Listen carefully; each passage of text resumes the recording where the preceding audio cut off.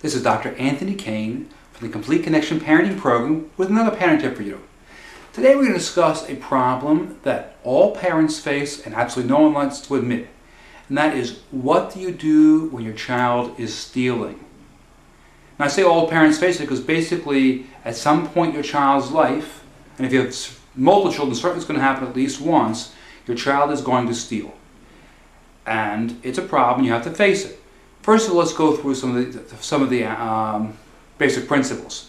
If your child is 4 or 5 years old, he's not really capable of stealing. And the reason is this, because a child who's 3 or 4 or 5 doesn't usually have a good sense of possession. He doesn't understand the concept of taking from other people. He doesn't understand people own things. As your child gets older, however, that changes. And an older child does understand that stealing is wrong and has to be held accountable for that. So let's first discuss why children steal. And one of the reasons children steal is because they really can't control themselves. And that's for younger children also. A child sees something once and he doesn't have the maturity or the ability to hold himself back, and he'll take what he wants. Another reason children steal is because their basic needs are not being met. They feel a lack of attention, a lack of something, and they steal things to fill a void. A child may need more attention. Another reason children steal is to give them the sense of control over their lives. Either something's happening in life, they feel unstable, they feel insecure, and stealing gives them a sense of power. Another reason children steal, particularly older children, is because of peer pressure.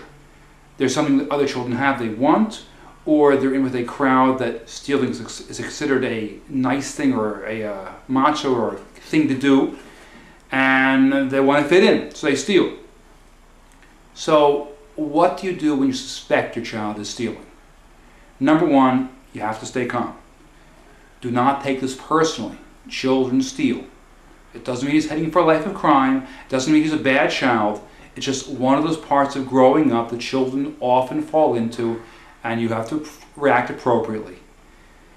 Also, do not accuse or confront your child. If your child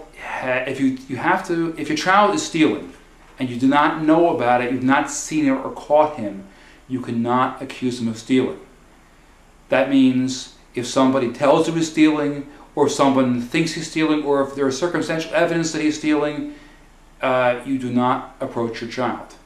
You have to catch your child in the act. And the reason is this, because if your child denies it, you must believe your child. Because it's very important to show your child you trust him.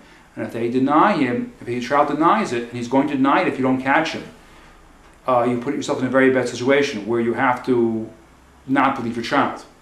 And that's not good for your child or for you, and it will just affect your child's self-esteem. So what you want to do is catch your child in the act. And let me explain what that means. Let's say, for example, you have a $50 bill in your purse, and it's gone. Now, going through your child's drawer, you found a nice, crisp $50 bill. You did not catch your child.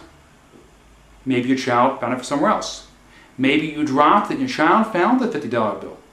Maybe he picked it up on the street. You don't know how he got it. That's not called catching your child. Catching your child is when you catch him in the act, you see him take something of yours, or something of that nature. You have to actually catch your child. I'll give an example. Once I was with my child had a problem with stealing at one point, one of my children, and he took money from my wife's purse. He was about 8, 9 years old at the time. And we saw him walking out of the store with things in his hand that he bought. Now, I didn't accuse him. I didn't say anything to him. I just brought him home, but he knew he was caught. Now, I couldn't accuse him because he said he found the money. I couldn't do it. I wouldn't be able to do anything. But I didn't say anything, but he knew he was caught. So what do you do now when you catch your child stealing, when you know he's stolen, or he's admitted he's stolen? The first thing you have to do is teach him to correct the wrong thing he did. And what that means, if he stole from somebody else, he has to go to the person he stole from, pay them back, make restitution, and apologize and say he won't do it again. If he stole from you, you should estimate what he took and find some way for him to pay you back. That could be through chores or something else, some way to right the wrong.